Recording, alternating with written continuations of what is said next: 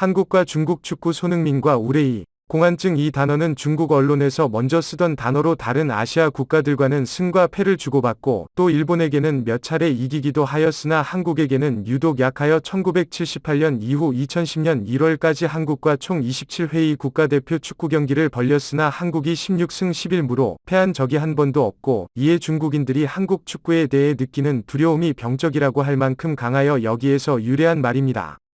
중국인들은 대한민국을 이기지 못한다는 사실에 자존심이 상한 나머지 한국 축구에 대한 열등감을 가지고 있었지만 이제는 중국이 현실을 인정하고 한국 축구를 동경하기 시작했습니다. 중국 축구의 간판 스타 우레이가 스페인 프리메라리가에 진출할 때만 해도 손흥민의 버금가는 활약을 해줄 것이라는 자신감에 차 있던 중국 팬들도 점점 벌어지는 격차에 이제는 인정하고 나섰습니다. 중국 언론은 최근 중국 축구인들의 반응을 살피며 손흥민과 우레이를 단순 비교하는 것 자체가 잘못됐다며 실력 차이를 인정했습니다. 처음에는 일본과 중국 모두 손흥민을 인정하지 않았으나 지금은 두 나라 모두 손흥민은 아시아의 왕이다, 아시아의 빛 손흥민 등등 일본과 중국의 언론에서 현재 최고의 활약을 펼치며 토트넘의 에이스인 손흥민을 인정하고 나섰습니다. 중국 팬들은 손흥민이 확실히 절정의 기량을 보여주고 있고 슈퍼스타의 자신감 넘치는 플레이를 하고 있다.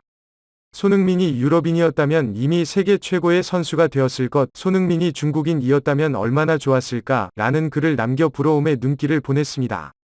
시진핑의 축구사랑. 시진핑 주석은 평소 축구를 좋아해 중국을 월드컵 본선에 진출시키고 월드컵 개최뿐 아니라 우승까지 하고 싶어 축구 굴기라는 정책을 펼치며 적극적으로 지원에 나섰습니다. 축구 굴기는 봉우리가 솟아나듯 축구를 일으키자는 의미로 축구강 시진핑 주석의 지시하에 진행되고 있는 대규모 축구 부흥 프로젝트입니다. 이에 따라서 많은 기업들이 중국 축구에 투자를 하기 시작했으며 대표적으로 완다, 수닝, 헝다 등 대기업들이 중국 축구 슈퍼리그에 적극적으로 투자하고 있습니다. 2030년까지 아시아 축구 재패, 2050년까지 세계 재패라는 원대한 목표를 가지고 축구 사업을 진행하고 있으며 초, 중, 고 축구 선수 3천만 명을 포함해 선수층을 5천만 명으로 확대한다고 합니다. 우리나라 인구 전체를 축구 선수로 키운다는 말입니다. 인프라 건설도 강화합니다. 지방의 모든 현마다 정식 축구 경기장을 2곳씩 조성하고 도시 신규 아파트 단지에는 5인 축구를 할 수 있는 경기장 설치를 의무화했으며 축구장 1개씩을 보급할 계획입니다.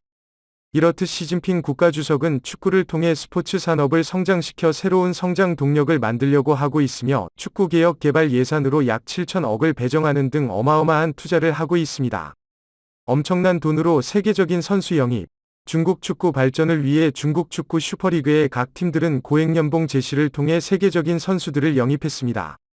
브라질 출신으로 첼시에서 뛰던 오스카를 주급 6억, 이적료 887억 원이라는 특급 계약으로 상하이 상강에 합류시켰고 브라질 국가대표 공격수 출신 헐크도 이적료 713억 원의 상하이에 합류했죠. 이 외에도 우즈베키스탄 하흐메도프, 가나의 아사모아 기안, 브라질의 엘케슨 등 다양한 선수들이 중국으로 들어왔습니다. 그 중에서도 박지성의 옛 동료 카를로스 테베즈는 상하이 선화로 이적해 2년 계약에 480억 원의 연봉을 받고 호날두를 뛰어넘는 세계 1위의 고액 연봉자가 되었지만 2017년 20경기에 출전해 4골을 넣는데 그치며 계약 기간이 1년 남은 상황에서 무작정 아르헨티나로 돌아가겠다고 밝혀 먹튀 논란이 일기도 했습니다.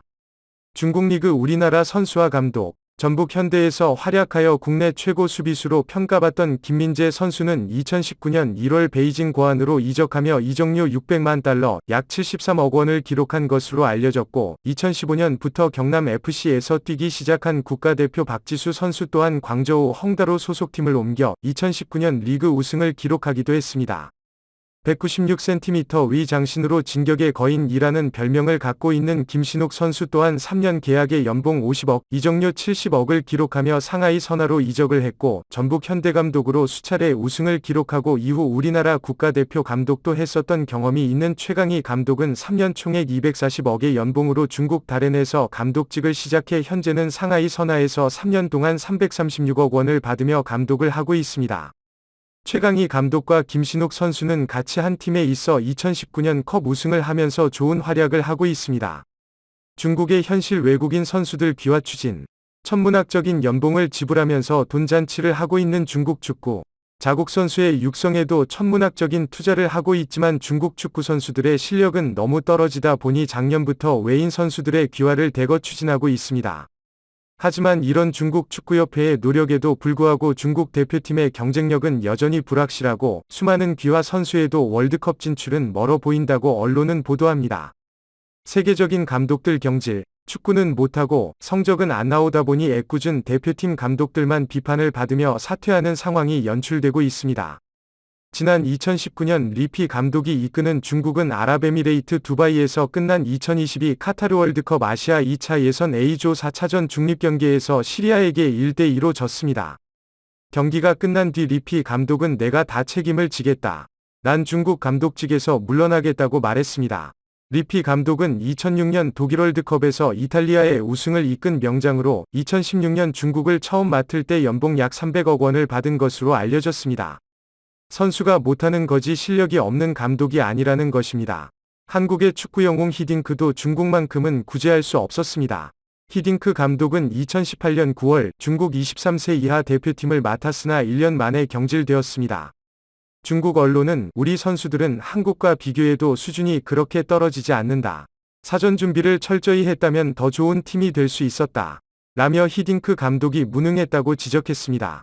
박항서 감독만이 답이다. 상황이 이렇게 되자 중국에서는 베트남 축구에 주목하기 시작하며 2018년 중국에서 열렸던 23세 이하 챔피언십에서 베트남이 결승에 진출하자 베트남 축구의 강함과 빠른 성장에 우리 중국도 박항서 감독을 선임해야 한다.